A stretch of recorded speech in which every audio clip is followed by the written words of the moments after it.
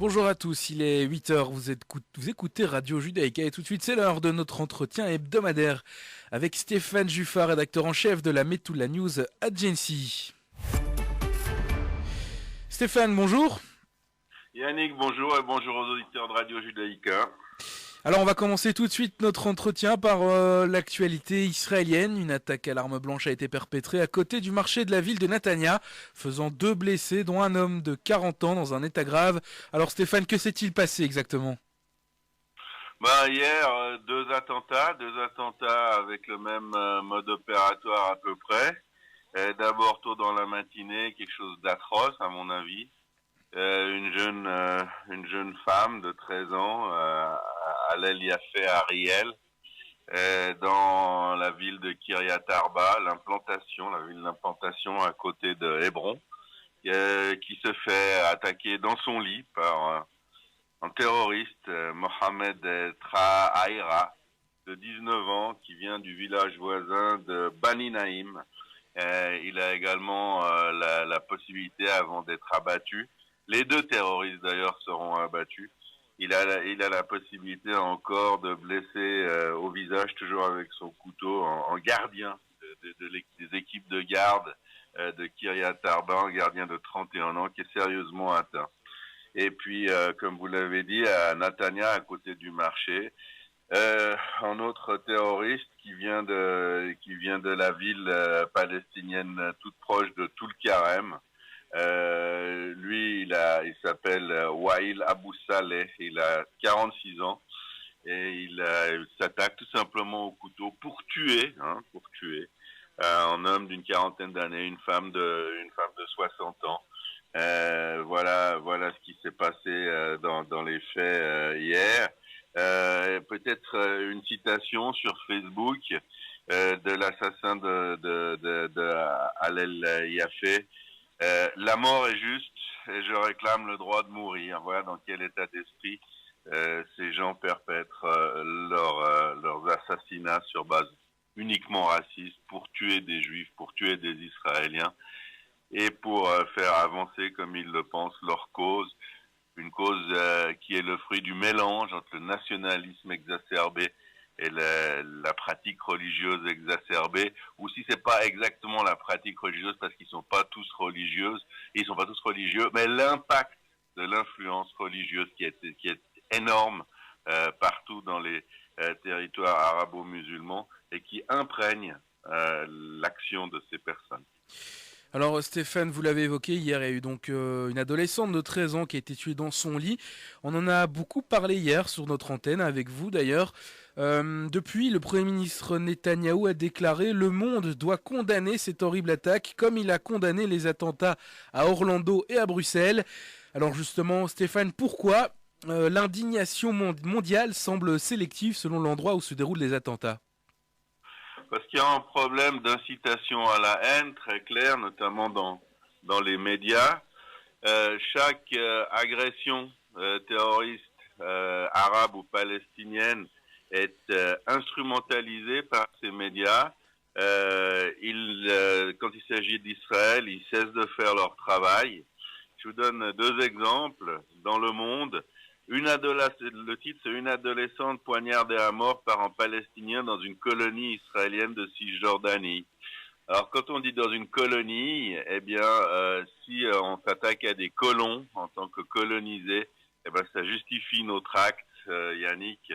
Et puis, on manque de qualificatifs au niveau professionnel, c'est-à-dire que l'adolescente, elle doit être israélienne, elle doit être civile, on doit le mentionner dans le titre.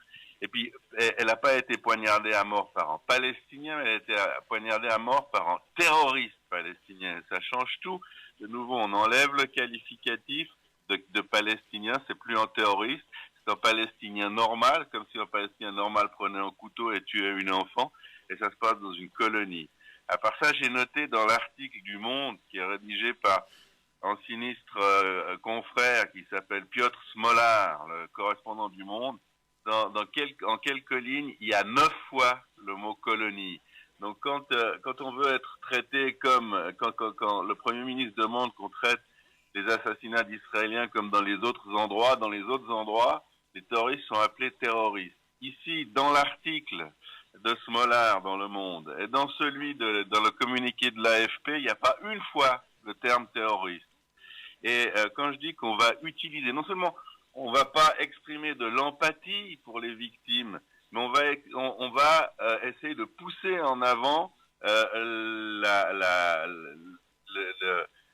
l'acception qu'on donne aux différents israélo-palestiniens. Par exemple, sous un titre qui s'appelle Rapport du Quartet de l'ONU, qui n'a rien à voir, l'AFP écrit ceci.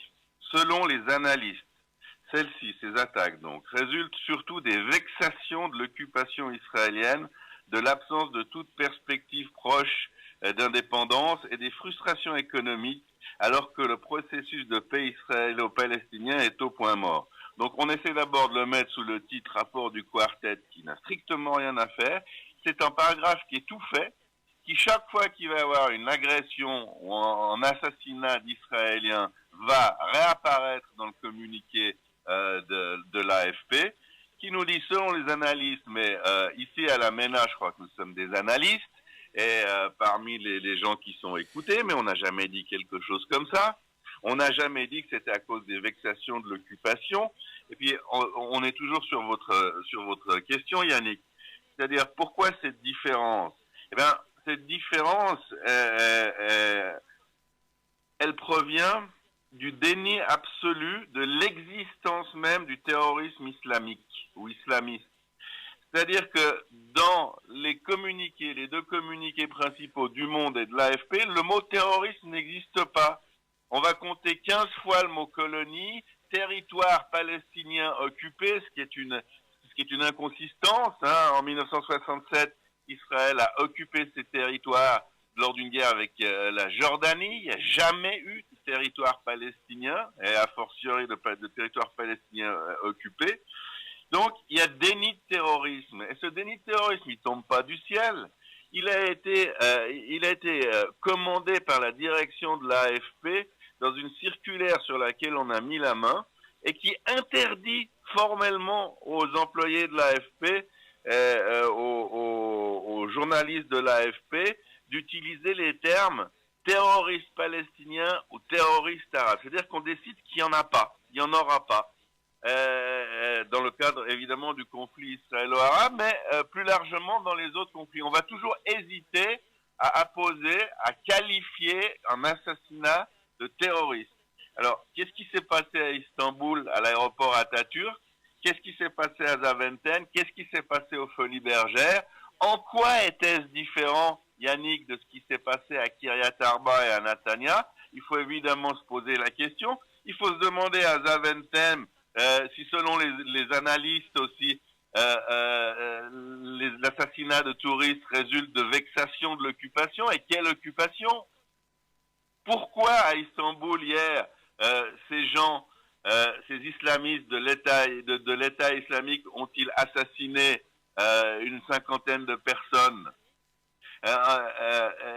Si il n'y a pas, si on vit dans le déni de l'existence d'un terrorisme islamiste, d'une mouvance absolue dans laquelle des millions de personnes, des millions d'individus sont impliqués, qui veulent changer la coloration du monde, qui sont des djihadistes, c'est-à-dire qui veulent rendre la planète musulmane, eh bien, on s'en prend de cette manière. C'est-à-dire qu'on va trouver des causes alternatives, soi-disant l'occupation israélienne. Donc ces gens sont absolument pas mus par une recherche de leur part, par cette djihad, alors que la plupart des terroristes qui agissent dans ces attentats, y compris en Israël, parce qu'en vérité, il n'y a aucune différence entre les motivations de ceux qui ont agi à Netanya et ceux qui ont agi à Zaventem, eh bien, les motivations sont principalement djihadistes. Ils vivent dans un terreau d'une propagande et d'une volonté d'islamiser la planète, et ça c'est caché, c'est pas dit, et on va modifier, on va diffuser et transférer le rationnel de cette agressivité, de cette violence sur une soi-disant culpabilité israélienne. C'est plus que ridicule, c'est monstrueux, c'est une incitation à la haine raciste, à la haine antisémite. Il faut le dire et le redire. Et à part ça, c'est absolument pervers, ce bidouillage de l'actualité. En fait, Yannick, chaque fois qu'un Israélien est tué, chaque fois qu'un civil israélien est tué par un terroriste palestinien, on utilise cet assassinat pour faire avancer la thèse, la cause de ces terroristes et pour approfondir le déni de l'existence du terrorisme islamiste qui est en train de dévaster la planète et qui fait des centaines de milliers de morts. Alors Stéphane, on va aborder le sujet turc dans quelques instants, mais avant, vous avez parlé du rapport du quartet sur le Proche-Orient qui demande à Israël de cesser d'urgence sa politique de colonisation. Il dénonce aussi du côté palestinien la violence, le terrorisme et l'incitation à la violence, ainsi que le manque de contrôle de l'autorité palestinienne sur Gaza. Est-ce que Israël a déjà réagi suite à ce rapport ? Israël a réagi avant ce rapport. Les membres du quartet ont mis 3 mois pour le rédiger et la diplomatie israélienne a beaucoup œuvré justement pour qu'il soit plus ou moins équilibré. Donc on a cet appel à cesser les implantations, les settlements, faire très attention au vocabulaire parce qu'on est en pleine guerre sémantique. Ce sont les Français, et en français qu'on utilise le terme colonie, qui est un terme qui n'est pas du tout adapté aux implantations. On peut être pour ou contre, je l'ai dit 100 fois à notre antenne, on peut être pour ou contre la politique d'implantation, mais ça reste des implantations, ce ne sont pas des colonies. Et bien surtout, dans la zone C, dans la zone qui est contrôlée, zone palestinienne qui est contrôlée encore par Israël, eh bien le quartet demande de transférer cette zone en contrôle de l'autorité palestinienne. Et puis il y a effectivement cette condamnation des activités palestiniennes. Et puis il y a quelque chose qui est très intéressant, qui est sans doute venu de l'intervention des Russes qui ont participé à l'élaboration de ce texte, c'est-à-dire que l'envoyé russe, l'envoyé qui est aussi l'envoyé de l'ONU, envoyé spécial au Proche-Orient, qui s'appelle Nikolai Mladenov, dit en présentation de ce rapport qu'il n'est pas question de blâmer quelqu'un, donc l'un des deux partis, Israël ou les Palestiniens, mais d'essayer d'éviter les principales menaces qui empêchent d'aller vers la paix et de formuler des recommandations. Et ce qui est très important, et ce qui est la base de la dispute diplomatique qui fait rage actuellement, ce rapport, qui est intéressant dans ce sens-là pour Israël, dit qu'un accord peut être uniquement établi par voie de négociation bilatérale directe. C'est-à-dire que ce rapport va frontalement à l'encontre de la proposition française de conférence internationale, de paix imposée, et le rapport du quartet dit au contraire, et c'est dans ce genre de ligne, de nuance que la chose est importante, surtout bien entendu pour les Israéliens, c'est-à-dire que de manière très délicate, de manière très soft, eh bien le quartet dit non, la solution ne passe pas par une conférence internationale qui ne va rien donner, c'est pas écrit mais c'est pensé, parce que sinon on n'écrirait pas ce qu'on a écrit. Un accord va uniquement provenir par voie de négociation bilatérale. C'est aussi un avertissement qui est lancé à Mahmoud Abbas et à l'autorité palestinienne pour leur dire, écoutez, si vous ne faites pas la paix vous-même avec les Israéliens, ben, vous n'allez pas vivre en paix et surtout vous ne tiendrez pas votre État, Yannick. Alors on aborde à présent le sujet turc, le bilan du triple attentat suicide qui a frappé l'aéroport s'est alourdi à 43 morts, dont 19 sont de nationalité étrangère. Un responsable turc a indiqué que les 3 kamikazes qui se sont fait exploser à l'aéroport étaient de nationalité russe, ouzbek et kirghize. Stéphane, pourquoi l'attentat n'a toujours pas été revendiqué, même si celui-ci a été attribué à l'État islamique ? Parce que dans la situation délicate qui prévaut, on a d'abord envie de tuer, d'abord envie de faire savoir justement que c'est cette mouvance islamiste dont les journalistes français dénie l'existence, et bien cette mouvance qui a fort à faire en Syrie et en Irak pour contrer non pas l'avancée des troupes gouvernementales ni irakiennes ni syriennes, mais les bombardements de l'aviation russe qui les embête le plus et qui fait des dizaines de milliers de morts, eh bien, l'État islamique veut d'abord montrer qu'il existe encore, qu'il peut frapper partout. Et puis, la revendication est la moins importante parce qu'elle est signée notamment par le mode opératoire de ces gens, par leur habillement, par le fait qu'ils se soient fait sauter une fois qu'ils ont été touchés par les tirs de la police turque, qu'ils se soient fait exploser. Ce mode opératoire kamikaze est typique de la mouvance islamiste. Elle existe également dans la mouvance islamiste en Israël et le message est suffisamment fort. À part ça, l'État islamique, Daesh, n'est pas une organisation absolument pyramidale. C'est exactement le cas d'Al-Qaïda. C'est-à-dire qu'il ne faut pas imaginer que ces organisations sont conçues sur le modèle de la police bruxelloise. Il n'y a pas un chef, 3 sous-chefs, 4 sous-officiers et 50 exécutants. Ce sont des cellules qui sont toutes plus ou moins indépendantes, qui ont toutes plus ou moins leur propre interprétation de ce qu'il faut faire et ce qu'il ne faut pas faire, et c'est ce qui les rend dangereuses. C'est-à-dire qu'il n'y a pas besoin d'avoir l'ordre du commandant en chef al-Baghdadi à Raqqa pour que ces personnes, ces individus, ces terroristes sachent qu'ils doivent préparer un attentat à Zaventem ou à l'aéroport Atatürk à Istanbul. Ils savent exactement ce qu'ils ont à faire, ils connaissent les cibles. Les cibles, c'est tout le monde, c'est tout ce qui n'est pas musulman, tout ce qui n'est pas musulman dans leur mouvance, c'est tous les représentants des États sur le territoire des États qui n'aident pas suffisamment ou qui s'opposent même à la politique de l'État islamiste.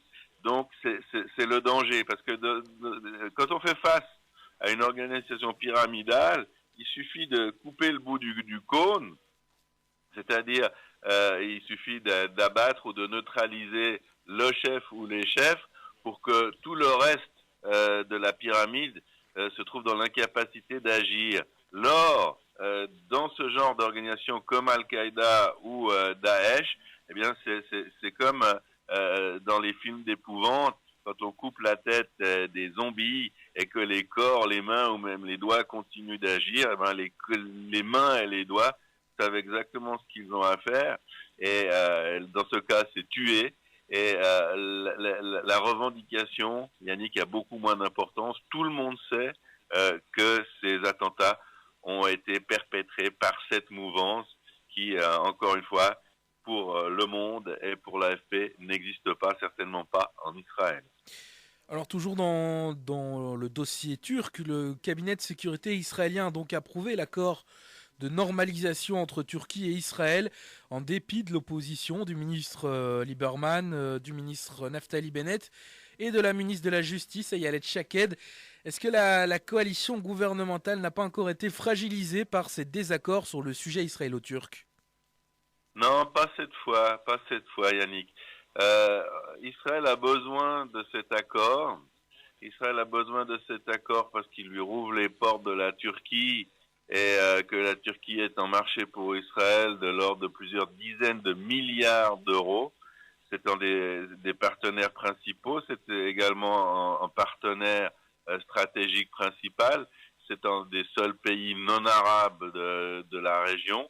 C'est un pays avec lequel on avait des relations extrêmement étroites.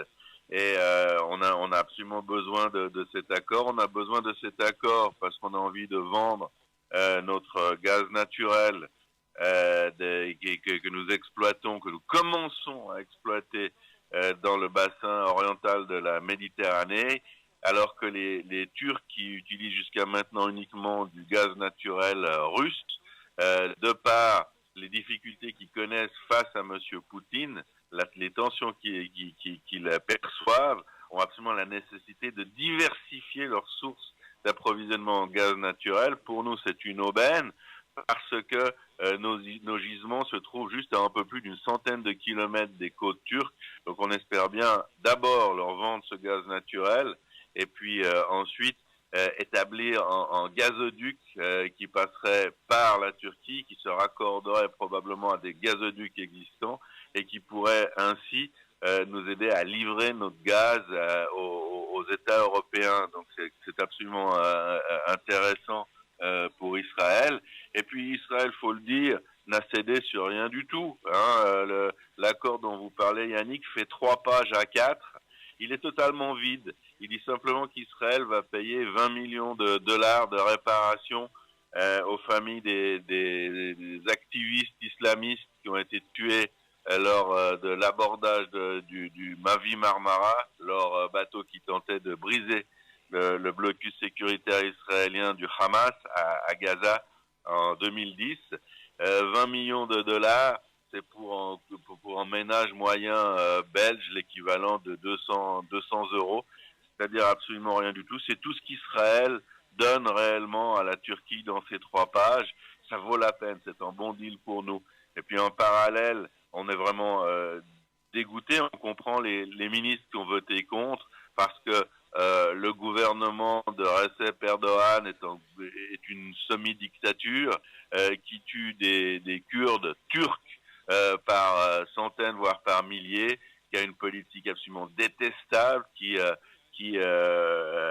met en prison des journalistes tout à fait libres et des journalistes tout à fait modérés, qui est en train d'essayer de radier les représentants parlementaires des Kurdes au Parlement turc, donc un régime qui tombe de plus en plus dans la dictature. Et puis personne n'oublie ici en Israël que lors d'un coup de grisou dans une mine en Turquie, eh bien Erdogan avait imputé le coup de grisou, vous m'entendez bien, les auditeurs aussi, aux Juifs.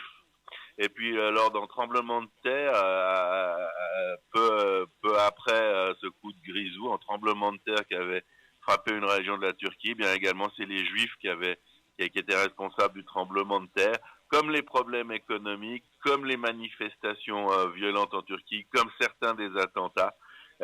C'était Erdogan qui avait imputé aux Juifs ses responsabilités.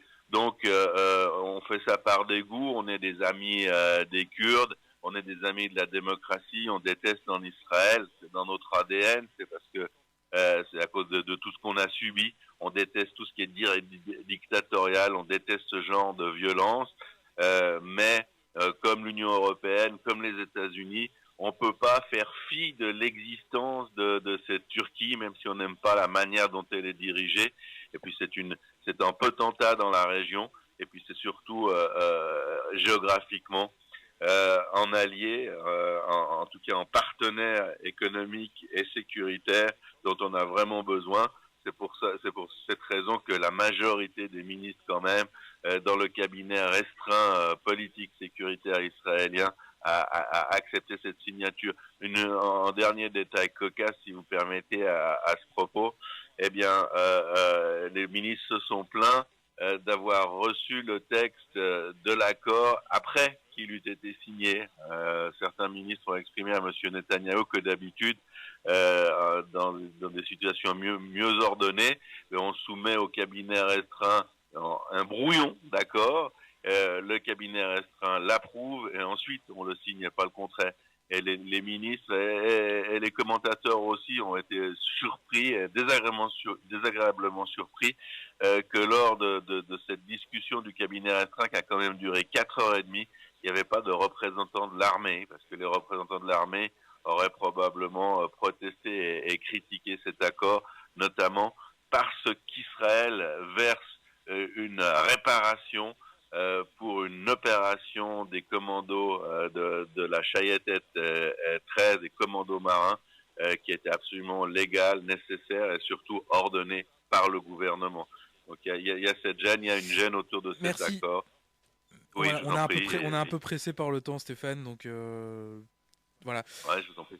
Donc voilà, merci beaucoup Stéphane d'avoir été avec nous pour cet entretien. On vous retrouve donc évidemment